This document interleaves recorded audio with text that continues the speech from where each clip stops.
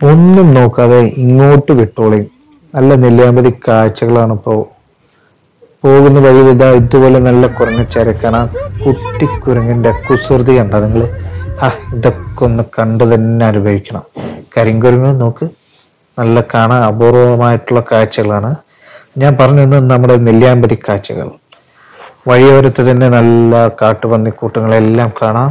ചെറിയ കുട്ടി കാട്ടുപന്നികളും അതിൻ്റെ തള്ളക്കാട്ടുപന്നിയും.